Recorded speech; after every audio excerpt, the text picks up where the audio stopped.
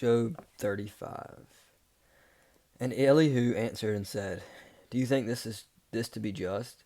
Do you say it is my right before God that you ask, What advantage have I?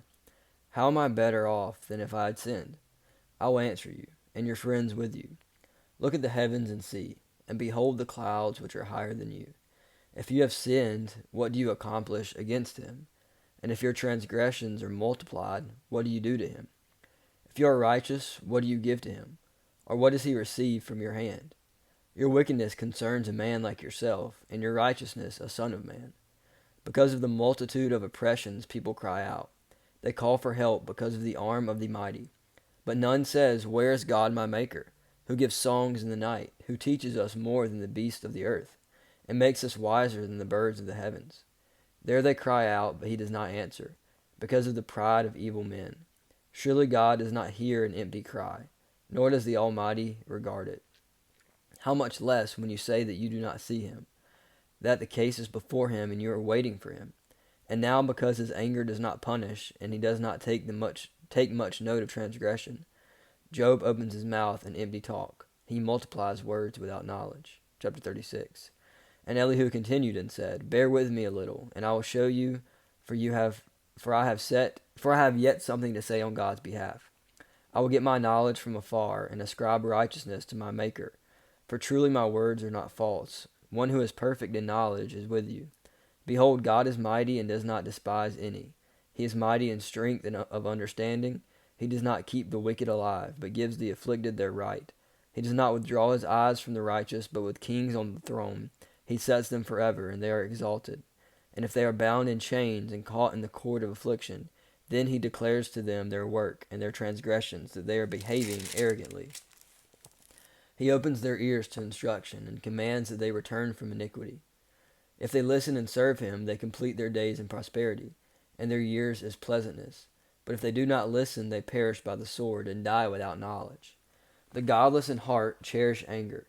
They do not cry for help when he binds them. They die in youth, and their life ends among the cult prostitutes. He delivers the afflicted by their affliction, and opens their ear by adversity. He also allured you out of distress into a broad place where there was no cramping, and what was set on your table was full of fatness. But you are full of the judgment of the wicked. Judgment and justice seize you. Beware lest wrath entice you into scoffing, and let not the greatness of the ransom turn you aside. Will your cry for help avail to keep you from distress, or all the force of your strength? Do not long for the night, when peoples vanish in their place. Take care, do not turn to iniquity. For this you have chosen rather than affliction. Behold, God is exalted in his power. Who is a teacher like him? Who has prescribed for him his way? Or who can say, You have done wrong? Remember to extol his work, of which men have sung. All mankind has looked on it. Man beholds it from afar. Behold, God is great, and we know him not. The number of his years is unsearchable. For he draws up the drops of water. They distill his mist and rain, which the skies pour down and drop on mankind abundantly. Can anyone understand the spreading of the clouds, the thundering of his pavilion? Behold, he scatters his lightning about him and covers the root of the sea. For by these he judges peoples. He gives food in abundance. He covers his hand with the lightning and commands it to strike the mark. Its crashing declares his presence. The cattle also declare that he rises.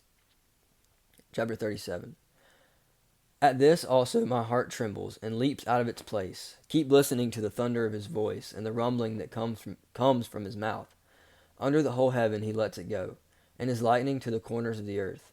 After it his voice roars. He thunders with his majestic voice, and he does not restrain the lightnings.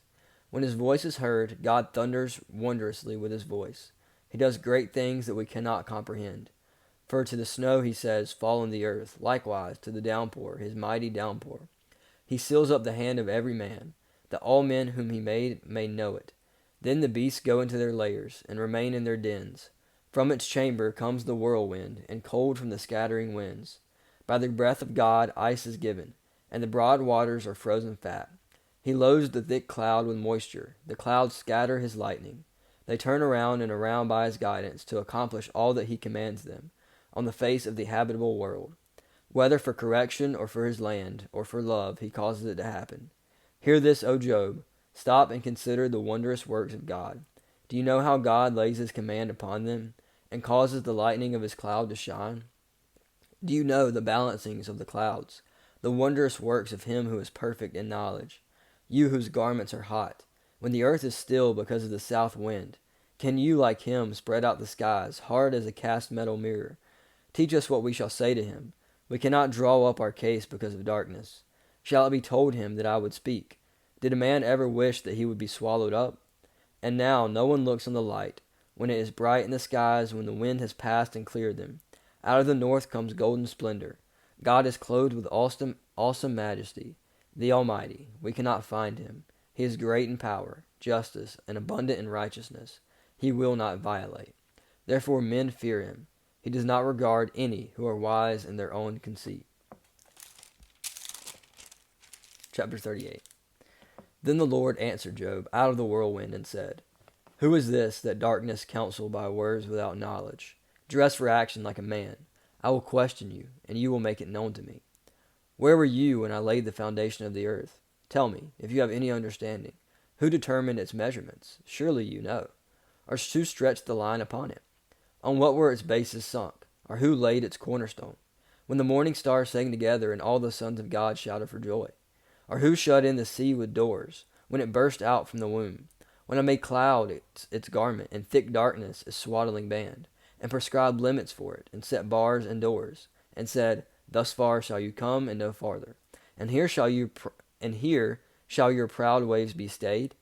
Have you commanded the morning since your days began, and caused the dawn to know its place, that it might take hold of the skirts of the earth, and the wicked be shaken out of it?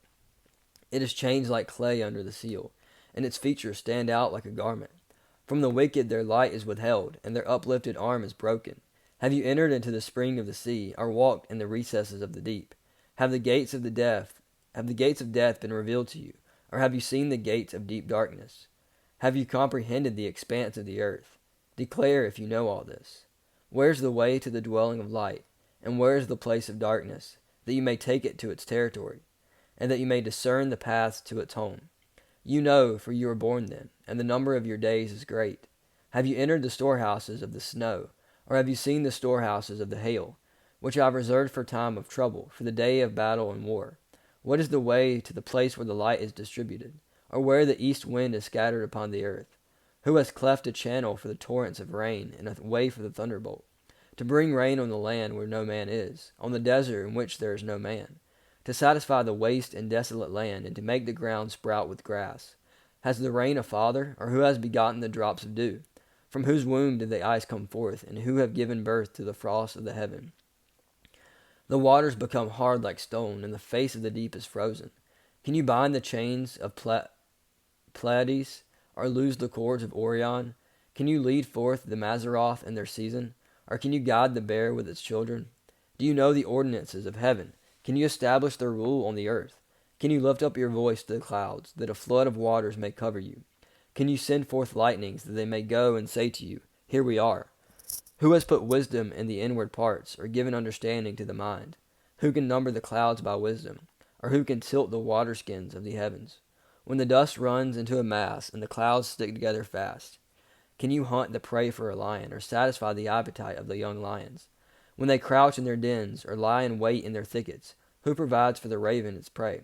When its young ones cry to God for help, and wander about for lack of food. Chapter 39. Do you know when the mountain goats give birth? Do you observe the calving of the doves? Can you number the months that they fulfill? And do you know the time when they give birth? When they crouch, bring forth their offspring, and are delivered of their young. Their young ones become strong. They grow up in the open. They go out and do not return to them. Who has let the wild donkey go free? Who has loosed the bonds of the swift donkey? To whom I have given the arid plain for his home, and the salt land for his dwelling place. He scorns the tumult of the city. He hears nor the shouts of the driver. He ranges the mountains as his pasture, and he searches after every green thing. Is the wild ox willing to serve you? Will he spend the night at your manger? Can you bind him in the furrow with ropes? Or will he harrow the valleys after you? Will you depend on him because his strength is great? And will you leave to him your labor? Do you have faith in him that he will return your grain, and gather it to your threshing floor? The wings of the ostrich wave proudly. but are they the pinions and plumage of love? For she leaves her eggs to the earth, and lets them be warmed on the ground, forgetting that a foot may crush them, and the wild beast may trample them. She deals cruelly with her young, as if they were not hers. Though her labor be in vain, yet she has no fear, because God has made her forget wisdom, and given her no share in understanding. When she rouses herself to flee, she laughs at the horse and his rider. Do you give the horse his might? Do you clothe his neck with a mane? Do you make him leap like the locust? His majestic snorting is terrifying. His paws in the valley and exults in his strength. He goes out to meet the weapons. He laughs at fear and is not dismayed. He does not turn back from the sword. Upon him rattle the quiver, the flashing spear and the javelin. With fierceness and rage he swallows the ground. He cannot stand still at the sound of the trumpet. When the trumpet sounds, he says, Aha! He smells the battle from afar, the thunder of the captains and the shouting. Is it by your understanding that the hawk soars, and spreads his wings toward the south? Is it at your command that the eagle mounts up and makes his nest on high? On the rock he dwells and makes his home, on the rocky crag and stronghold. From there he spies out the prey. His eyes behold it from far away. His young ones suck up blood, and where the slain are, there he is. Chapter 40. And the Lord said to Job, Shall a fault finder contend with the Almighty? He who argues with God, let him answer it. Then Job answered the Lord and said, Behold, I am of small account. What shall I answer you? I lay my hand on my mouth. I have spoken once, and I will not answer. I will not answer twice, but I will proceed no further. Then the Lord answered Job out of the whirlwind and said, Dress for action like a man. I will question you, and you make it known to me. Will you even put me in the wrong? Will you condemn me that you may be in the right? Have you an arm like God, and can you thunder with a voice like his? Adorn yourself with majesty and dignity. Clothe yourself with glory and splendor. Pour out the overflowings of your anger, and look on everyone who is proud and abase him. Look on everyone who is proud and bring him low, and tread down the wicked where they stand. Hide them in all the dust together. Bind their faces in the world below. Then I will acknowledge to you that your own right hand can save you. Behold, Behemoth, which I made as I made you. He eats grass like an ox. Behold, his strength is in his loins, and his power in the muscles of his belly. He makes his tail stiff like cedar. The sinews of his thighs are knit together. His bones are tubes of bronze, his limbs like bars of iron. He is the first of the works of God. Let him who made him bring near his sword. For the mountains yield food for him, where all the wild beasts play. Under the lotus plants he lies, in the shelter of the reeds in his marsh. For his shade the lotus trees cover him. The willows of the brook surround him. Behold, if the river is turbulent, he is not frightened. He is confident though Jordan rushes against his mouth. Can one take him by his eyes, or pierce his nose with a snare? Chapter 41. Can you draw out Leviathan with a fishhook, or press down his tongue with a cord? Can you put a rope in his nose, or pierce his jaw with a hook? Will he make many pleas to you? Will he speak to you soft words? Will he make a covenant with you, to take him for your servant forever? Will you play with him as with a bird, or will you put him on a leash for your girls? Will traders bargain over him? Will they divide him up among the merchants? Can you fill his skin with harpoons, or his head with fishing spears? Lay your hands on him. Remember the battle. You will not do it again. Behold, the hope of man is false. He is laid low even at the sight of him. No one is so fierce that he dares to stir him up. Who then is he who can stand before me? Who has first given to me that I should repay him? Whatever is under the whole heaven is mine. I will not keep silence concerning his limbs, or his mighty strength, or his goodly frame. Who can strip off his outer garment? Who would come near him with a bridle? Who can open the doors of his face? Around his teeth is terror. His back is made of rows of shields, shut up closely as with a seal. One is so near to another that no air can come between them. They are joined one to another. They clasp each other and cannot be separated. His sneezing slashed forth light, and his eyes are like the eyelids of the dawn. Out of his mouth go flaming torches. Sparks of fire leap forth. Out of his nostrils comes forth smoke, as from a boiling pot and burning rushes. His breath kindles coals, and a flame comes forth from his mouth. In his neck abides strength, and terror dances before him. The folds of his flesh stick together, firmly cast on him, and immovable. His heart is hard as a stone, hard as the lower millstone. When he raises himself up, the mighty are afraid. At the crashing they are beside themselves. Though the sword reaches him, it does not avail, nor the spear, the dart, or the javelin. He counts iron as a straw, and bronze as a rotten wood. The arrow cannot make him flee. For him, sling stones are turning. For him, sling stones are turned to stubble. Clubs are counted as stubble. He laughs at the rattle of javelins. His underparts are like sharp potsherds. He spreads himself out like a threshing sledge on the mire. He makes the deep boil like a pot. He makes the sea like a pot of ointment. Behind him he leaves a shining wake. One would think the deep to be white-haired. On earth there is not like a creature without fear. He sees everything that is high. He is king over all the sons of pride. Chapter 42. Then Job answered the Lord and said, I know that you can do all things, and that no purpose of yours can be thwarted. Who is this that hides counsel without knowledge? Therefore I have uttered what I did not understand, things too wonderful for me, which I did not know. Hear, and I will speak. I will question you, and you make it known to me. I have heard of you by the hearing of the ear, but now my eyes see you. Therefore I despise myself, and repent in dust and ashes. After the Lord had spoken these words to Job, the Lord said to Eliphaz the Temanite, My anger burns against you and against your two friends, for you have not spoken of me what is right, as my servant Job has.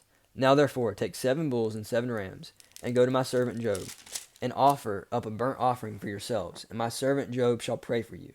For I will accept his prayer not to deal with you according to your folly, for you have not spoken of me what is right, as my servant Job has. So Eliphaz the Temanite, and Bildad the Shuhite, and Zophar the Naamathite went and did what the Lord had told them, and the Lord accepted Job's prayer. And the Lord restored the fortunes of Job, which he had prayed for his friends. And the Lord gave Job twice as much as he had before. Then came to him all his brothers and sisters, and all who had known him before, and ate bread with him in his house, and they showed him sympathy, and comforted him for all the evil that the Lord had brought upon him. And each of them gave him a piece of money and a ring of gold. And the Lord blessed the latter days of Job more than his beginning. And he had 14,000 sheep, 6,000 camels, 1,000 yoke of oxen, and 1,000 female donkeys. He also had 7 sons and 3 daughters. And he called the name of the first daughter Geminiah, and the name of the second Keziah, and the name of the third Karen Happuch. And in all the land there were no women so beautiful as Job's daughters. And their father gave them an inheritance among their brothers. And after this Job lived 140 years, and saw his sons and his sons' sons 4 generations. And Job died an old man and full of days.